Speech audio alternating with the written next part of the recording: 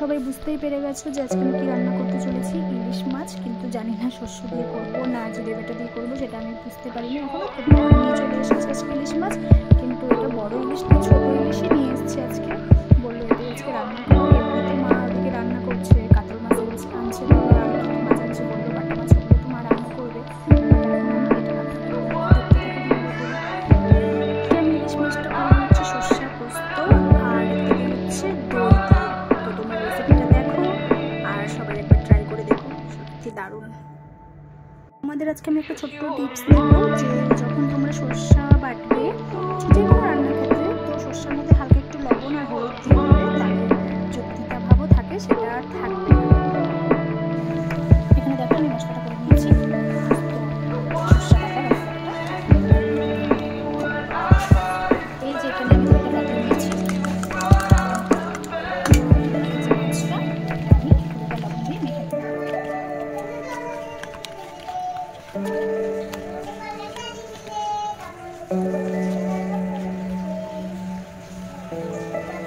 এবার একটা বড় বাটি নিয়ে নেবো, নিয়ে তার মধ্যে মশলাটা দিয়ে দেবো, ফেটে রাখা দইটাও দিয়ে দেবো।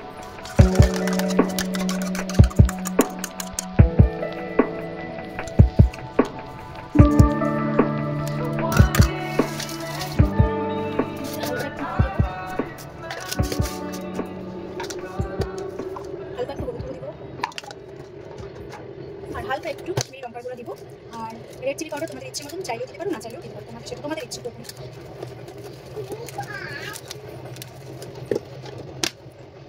এবার আগে থেকে মাখিয়ে রাখা মাছগুলো এর মধ্যে দিয়ে দেবো।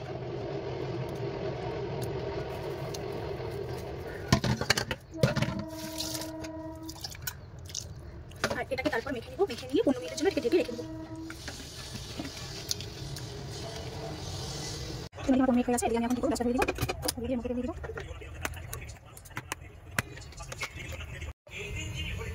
এটা গরম হয়ে গেছে, আমি খাবার জন্য দিয়ে দিব।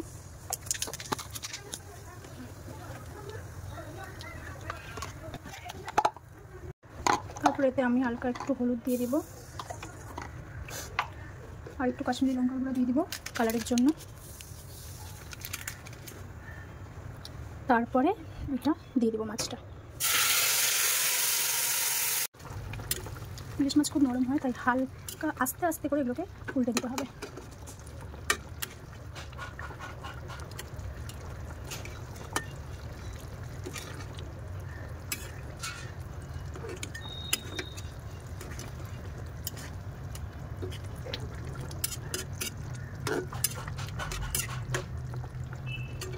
ফাইনালি রেডি আমার ইলিশ, সর্ষে ইলিশ ভাপা। দেখো কেমন হয়েছে জানিও, আর লাইক কমেন্ট শেয়ার করতে ভুলো না। সবাই পাশে থেকো, আমিও পাশে থাকবো। দেখা হচ্ছে অন্য কোনো ভিডিওতে।